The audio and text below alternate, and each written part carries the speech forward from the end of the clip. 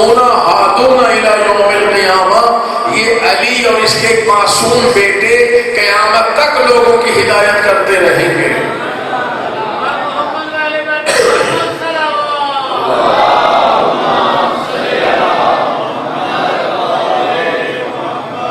توجہ ہے میرے محترم سامعین، تو وقت ظاہر ہے کہ مختصر سا ہے اور میں چاہ رہا ہوں کہ بات مکمل ہو جائے۔ مسئلہ ہدایت کا ہے کہ رسول اللہ کے بعد ہدایت کیسے ہوگی۔ انسان کی عادت ہے بھول جانا، ہم بھول جاتے ہیں۔ انسان کی عادت ہے دوسروں کی باتوں میں آ جانا۔ کوئی برگلانے والا مضبوط دلیل اپنی طرف سے لے کے آتا ہے، لوگوں کو برگلا لیتا ہے۔ تو کیسے قائم رکھنا ہے لوگوں کو راہ ہدایت پر کہ یہ راستہ نہ بھولنے پائیں، صراط مستقیم پر کاربند رہیں۔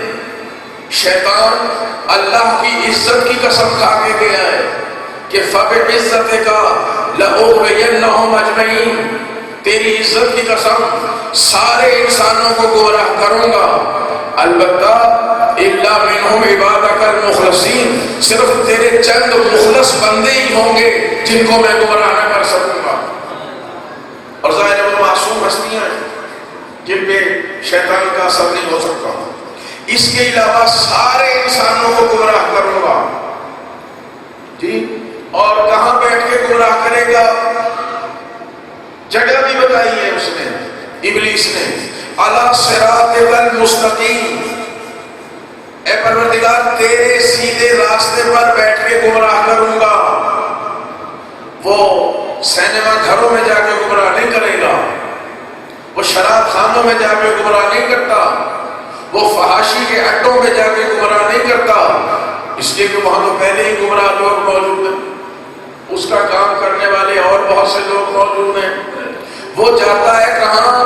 جو اللہ کا سیدھا راستہ ہوگا، علی صراطک المستقیم۔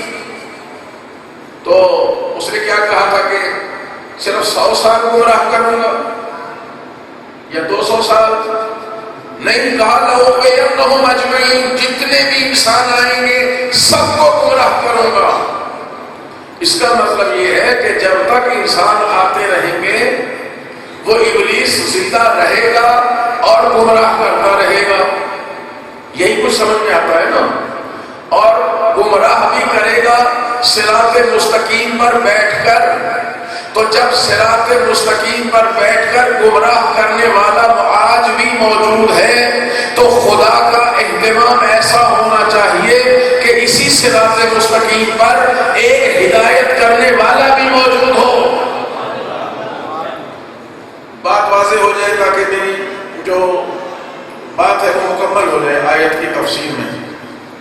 دیکھیں عقل کا تقاضا ہے، اگر انسان تھوڑی سی اپنی عقل سے کام لے تو بات بالکل واضح ہے۔ توجہ فرمائیں، آنے والے آتے رہیں گے، آپ توجہ فرمائیں کہ جب ایک گمراہ کرنے والا موجود ہے، یا تو وہ یہ کہتا کہ جب تک تیرے نبی آ کے ہدایت کرتے رہیں گے میں لوگوں کو گمراہ کرتا رہوں گا۔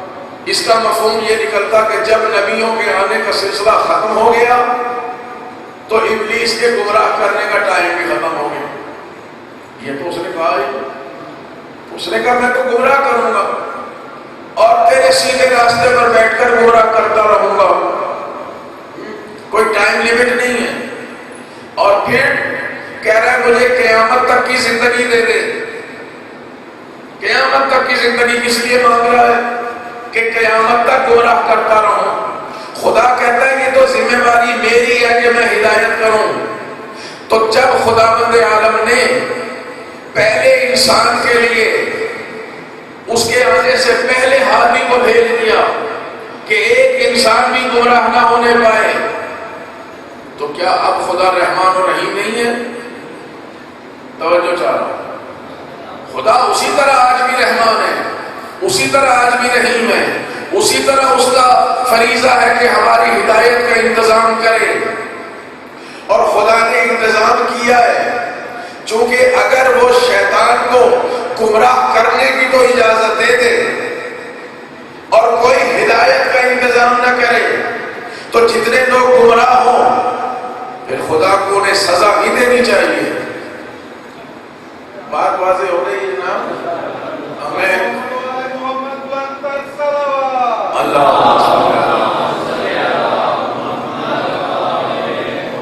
میں تھوڑا سا پریشان ہو جاتا ہوں کہ کہیں ایسی بات نہ کر جاؤں جو مشکل ہو بچوں کو یا نوجوانوں کو سمجھ میں نہ آئے۔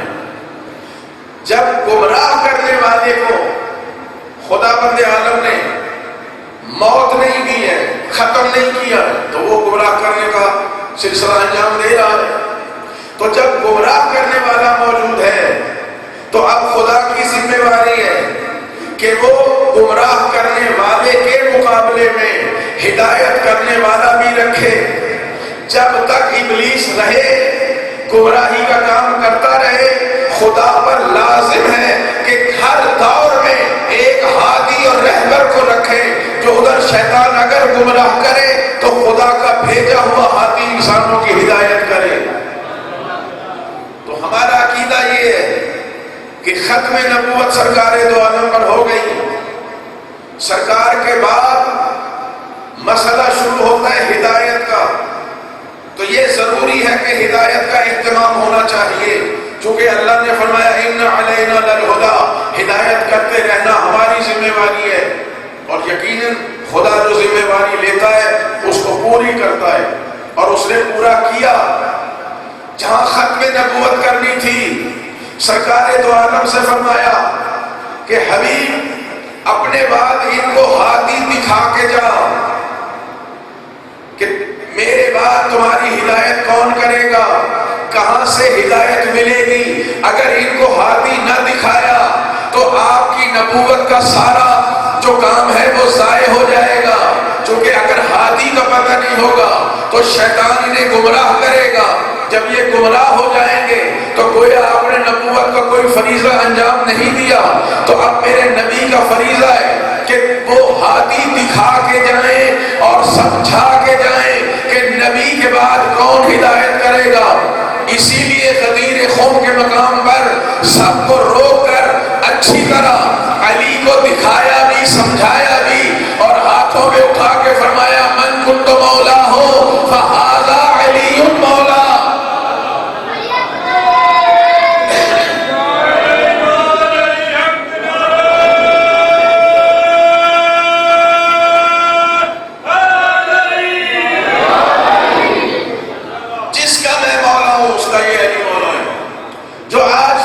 سے ہدایت لے رہا تھا، اب وہ میرے بعد علی سے ہدایت لے، میرے بعد ہادی اور رہبر تمہارا امیر المومنین علی ابن ابی طالب ہے۔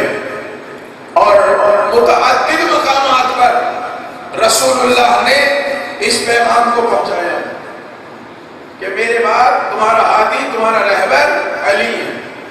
اب دیکھیں قرآن میں کیا ہے کہ الیوم اکملت لکم دینکم ورضیت لکم الاسلام واتممت علیکم نعمتی ورضیت لکم الاسلام۔ ٹھیک، اس سے پہلے کیا ہے؟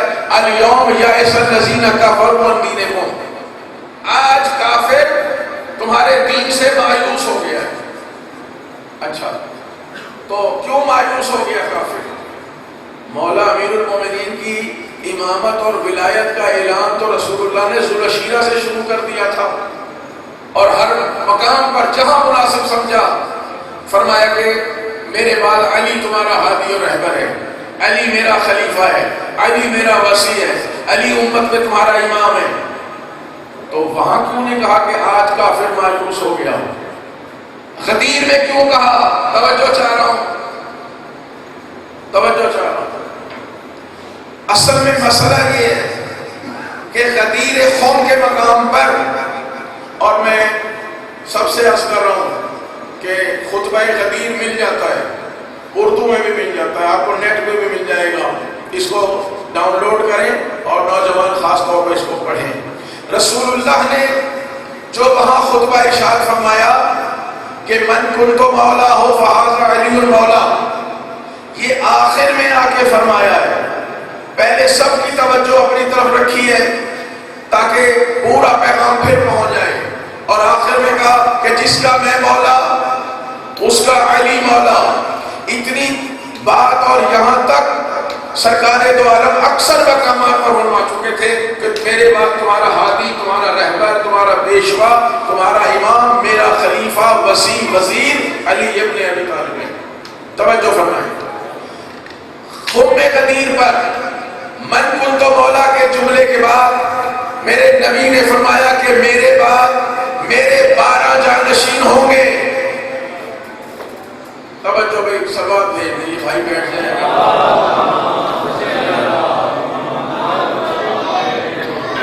کہ میرے بعد، توجہ فرمائیں، وقت بہت مختصر سا ہے اور میں زیادہ باتیں کرنا چاہ رہا ہوں، کہ میرے بعد میرے 12 جانشین ہوں گے۔ اسی خطبہ قدیر میں کہ میرے بعد 12 جانشین ہوں گے اور نام لیے کہ ان میں پہلا علی ابن ابی طالب، دوسرا حسن ابن علی، تیسرا حسین ابن علی، چوتھا علی ابن الحسین، پانچواں محمد ابن علی، چھٹا جعفر ابن محمد، ساتواں موسیٰ ابن جعفر، آٹھواں علی ابن موسیٰ، نوواں محمد ابن علی، 10واں علی ابن محمد، 11واں حسن ابن علی اور 12واں محمد ابن حسن المہدی۔ بابا سے بلند صلوات بھیجیں۔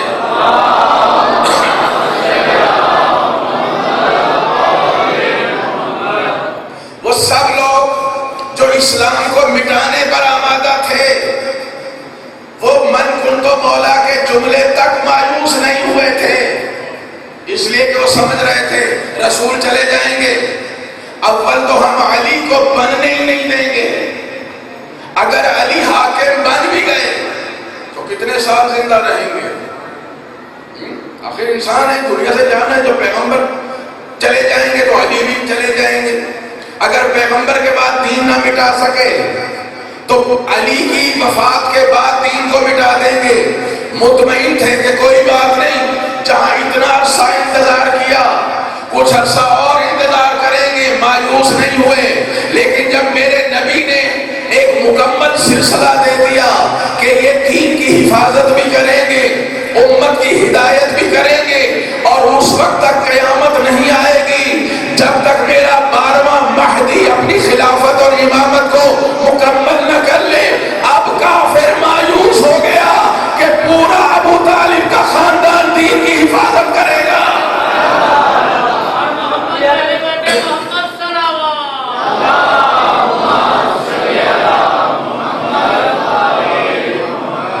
تو ابو طالب کا پورا خاندان، ایک دو نہیں 12 نسلیں اس دین محمد مصطفیٰ کی حفاظت کریں گے اور امت کی ہدایت کریں گے۔ اور پھر یہ نبی ہے جو وحی کے بغیر بولتے نہیں، وہ کہہ رہے ہیں میرا 12واں مہدی ہوگا، اور اس وقت تک قیامت نہیں آئے گی جب تک 12واں آ کے فریضہ ہدایت کو انجام نہ دے دے، یعنی آخری انسان تک ہدایت کا پیغام نہ پہنچا دے، اس وقت تک قیامت نہیں آئے گی۔ یہاں آ کے کافر مایوس ہو گیا کہ ابو طالب کے خاندان نے دین مصطفیٰ کی حفاظت کی ذمہ داری لے لی، اب ہم دین محمد کو مٹا نہیں سکتے۔ اللہ نے بھی بتا دیا کہ آج کافر مایوس ہو گیا ہے۔ تو اب میرے محترم سامعین، پیغمبر اکرم کے بعد مولائے متقیان نے، پھر ان کے بعد امام حسن نے، امام حسین نے، امام عسکری تک 11 امام فریضہ ہدایت کو انجام دے کر جا چکے ہیں، اور یہ 12ویں آقا کا دور ہے۔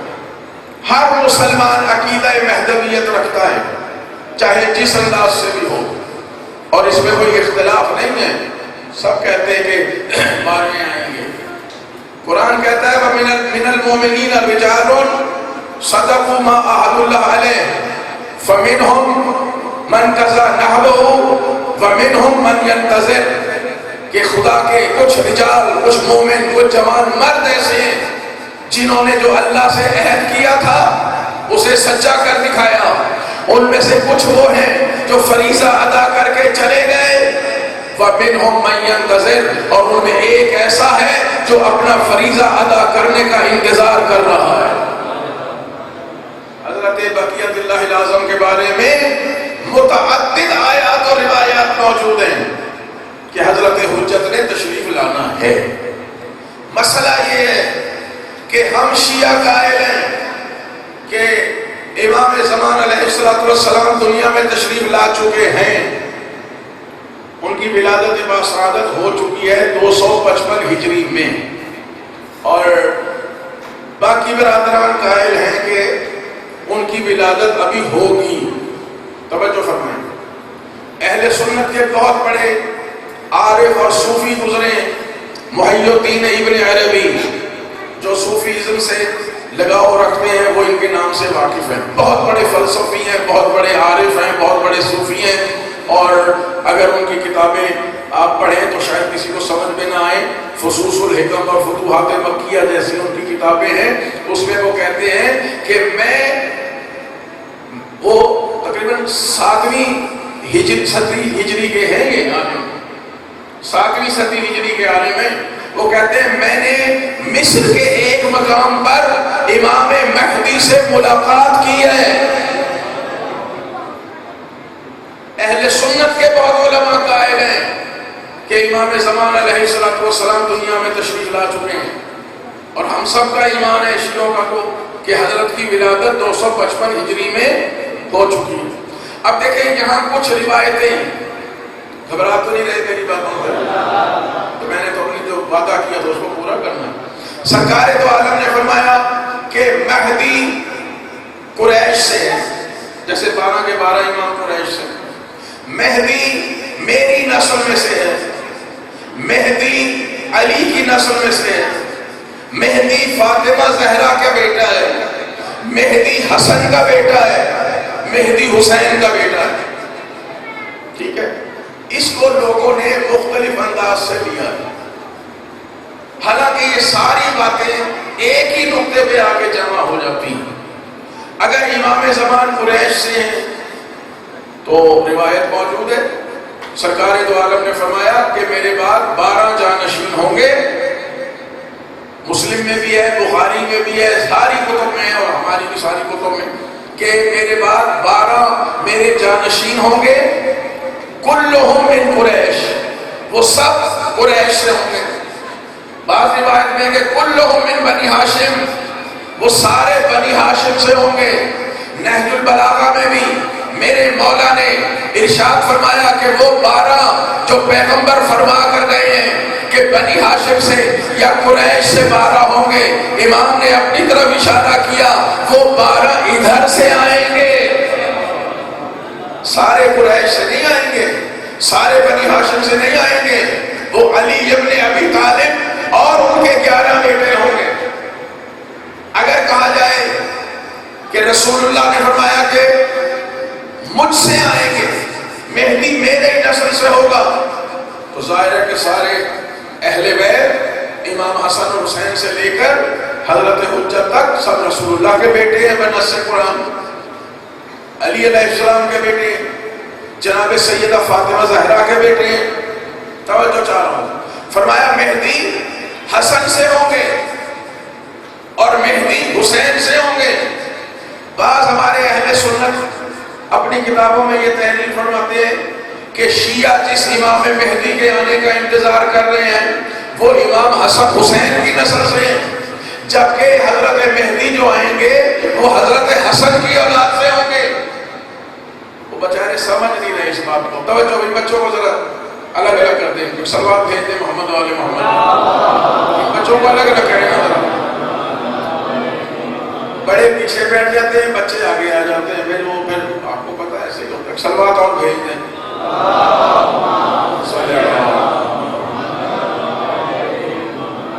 بات واضح ہو رہی ہے جناب. دیکھیں حسن سے آئے یا حسین سے علیہ السلام، بات ایک ہے. اس لیے کہ امام حسن اور حسین کن کے بیٹے؟ مولا کائنات کے. امیر المومنین اور جناب سیدہ کی شادی ہوئی. قرآن نے کہا مرج البحرین یلتقیان بینہما برزخ لا یبغیان یخرج منہما اللؤلؤ والمرجان، کہ ہم نے 2 دریائے نور ملائے ہیں، ایک علی ایک فاطمہ. ان کے ملاپ سے لؤلؤ اور مرجان دنیا میں آئے. لؤلؤ جان امام حسین. ٹھیک. تو شہزادے دونوں مولا اور امام علی اور جناب فاطمہ کی اولاد. ٹھیک. پھر امام حسن کی دختر جن کا نام فاطمہ ہے، فاطمہ بنت حسن، اور امام حسین کے بیٹے ان کا نام علی ہے، علی ابن حسین امام زین العابدین. پہلے وہاں اللہ نے علی و فاطمہ کو ملایا، پھر یہاں علی و فاطمہ کو ملایا.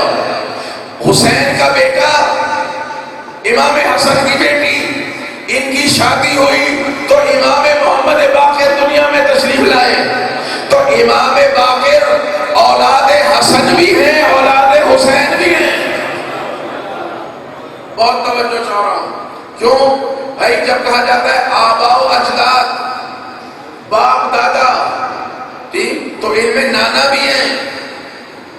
آبا و اجداد میں جیسے دادا ہے ویسے نانا بھی ہیں. یہی امام باقر فرمایا کرتے تھے کہ میرا فخر یہ ہے کہ میں حسن کی اولاد بھی ہوں، حسین کی اولاد بھی ہوں. دو اماموں کا نور ہے امام باقر میں. اسی لیے رسول اللہ نے جابر سے فرمایا تھا تو میرے 5ویں جانشین کی زیارت کرے گا، جب ان کی زیارت کرے تو میرا سلام کہنا. تو امام باقر علیہ السلام سے لے کر امام زمان علیہ السلام تک یہ سارے امام حسنی بھی ہیں، حسینی بھی ہیں. اور پھر اگر یہ روایت ہے کہ مہدی حسن سے ہوں گے، اگر تو حسن سے مراد امام حسن ہے تو بھی درست ہے، چونکہ امام باقر کے نانا ہے امام حسن، تو حضرت حجت کے بھی دادا ہوئے. ٹھیک. اور اگر حسن کے بیٹے ہیں مہدی تو امام حسن عسکری بھی مراد ہو سکتے ہیں، چونکہ امام حسن عسکری علیہ السلام، عسکری تو لقب ہے، اصل نام تو حسن ہے. تو یہ بھی ہو سکتا ہے کہ حسن سے مراد امام حسن 11ویں امام ہوں. تو عرض کرنے کا مقصد یہ ہے کہ جس طریقے سے بھی ان روایات کی تحلیل کی جائے اور درایت کو دیکھا جائے تو یہ ثابت ہوتا ہے کہ حضرت امام زمان عجل اللہ تعالی فرجہ الشریف دنیا میں تشریف لا چکے ہیں اور بہت سے لوگ ان سے ملاقات کر چکے ہیں. ہمارے ہاں کوئی اختلاف نہیں ہے کہ امام زمان 255 ہجری میں تشریف لے آئے، اس لیے کہ ایک امام کے جانے میں اور دوسرے امام کے آنے میں فاصلہ نہیں ہو سکتا. چونکہ اگر ایک امام شہید ہو جائیں اور بعد والا امام ابھی نہ آئے تو جتنے عرصے میں امام معصوم کا وجود نہیں ہوگا ہدایت کا سلسلہ بند ہو جائے گا. اور اللہ نے کہا ایک لمحہ بھی ہدایت کا سلسلہ منقطع نہیں ہونے پائے گا. لہذا ہمارے ہاں الحمدللہ یہ سلسلہ مسلسل ہے. اور 255 میں امام تشریف لے آئے اور 260 ہجری میں امام حسن عسکری علیہ السلام کی شہادت ہو جاتی ہے. 5 سال یہ وہ عرصہ ہے جس میں امام زمان علیہ السلام نے بہت ہی کم لوگوں سے ملاقات کی اور بہت کم لوگوں نے ان کی زیارت کی ہے.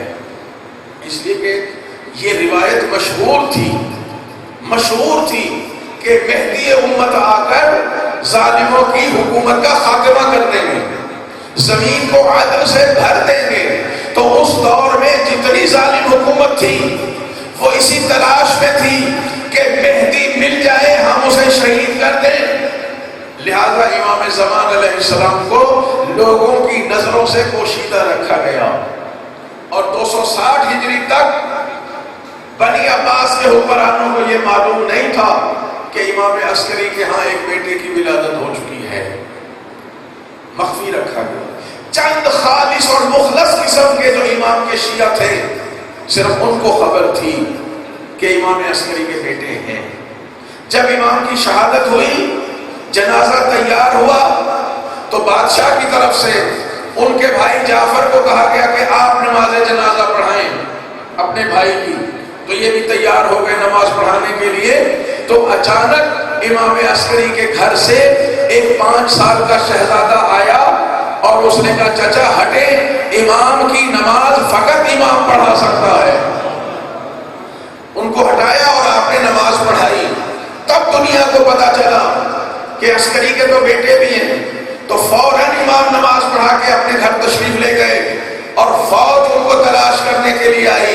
امام اپنے سرداب میں چلے گئے جو زمین کے اندر ایک کمرہ ہوتا ہے, ہاں جی, بیسمنٹ کہنے ہیں. آخری مرتبہ وہاں دیکھا گیا. اب ہم پر لوگ کہتے ہیں شیعوں کا 12واں امام تو کسی غار میں ہے. امام فقط وہاں تشریف لے گئے, غار میں نہیں ہے. امام ہے انسانوں کے امام, تو وہیں رہیں گے جہاں انسان رہتے ہیں. امام اسی دنیا میں رہتے ہیں. یہ اور بات ہے حدیث میں کہ ہر شیعہ ان سے ملتا ہے, ہر شیعہ ان سے ملتا ہے زندگی میں کم از کم ایک مرتبہ. مگر ہماری چونکہ معرفت نہیں ہے لہذا ہم انہیں پہچان نہیں سکتے. جب انشاءاللہ ظہور ہوگا تو ہر بندہ کہے گا, کوئی کہے گا میں ان سے نماز جمعہ میں ملا تھا, کوئی کہے گا میں انہیں نماز عید میں ملا تھا, کوئی کہے گا یہ ایک دن نماز پنجگانہ میں بھی آئے تھے, کوئی کہے گا میں حج پہ گیا تو انہیں میں صفا میں ملا تھا, کوئی کہے گا عرفات میں ملا تھا, کوئی کہے گا مروہ میں ملا تھا, کوئی کہے گا طواف میں ملا تھا. ممکن نہیں ہے کہ امام موجود ہوں اور اپنے شیعوں سے نہ ملے.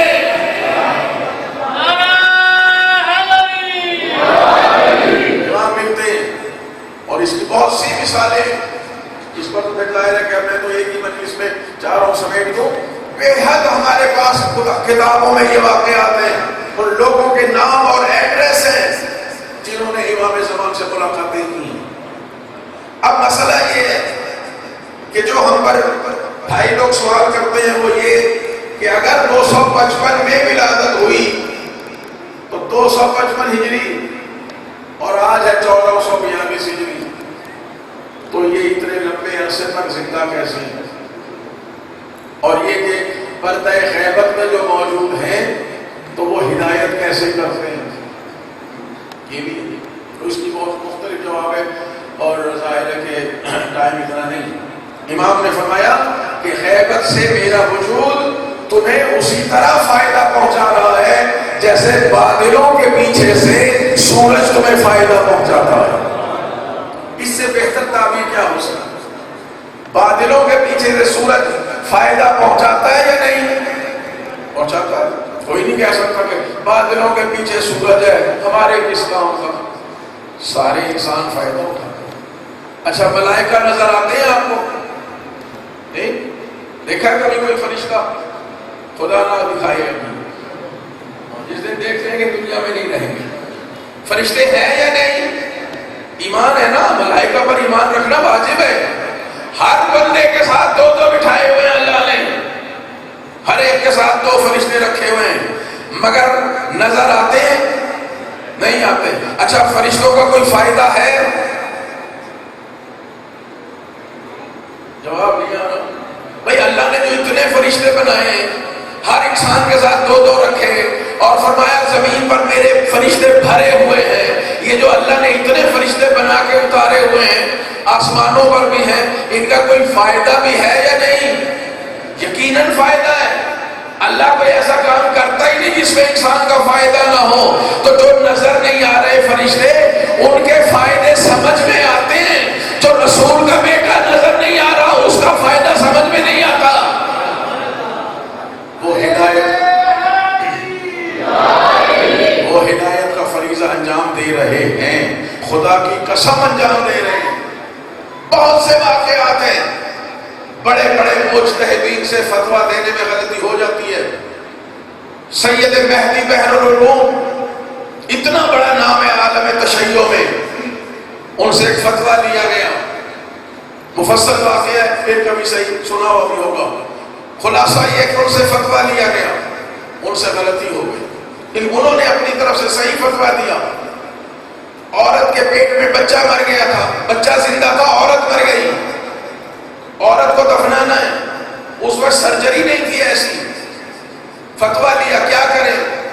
انہوں نے کہا بھی کیا کر سکتے ہیں, بچے سمیت عورت کو دفنا دیں, بچہ زندہ تھا.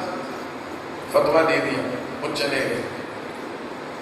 جو فتویٰ لینے آیا تھا اپنے گھر کے دروازے پر ہی پہنچا تھا کہ پیچھے سے ایک آدمی آیا، اس نے کہا بھائی بات سنیں، سید کا فتویٰ تبدیل ہو گیا ہے۔ سید مہدی کا فتویٰ، بحر العلوم، علم کے سمندر، ان کا فتویٰ بدل گیا ہے۔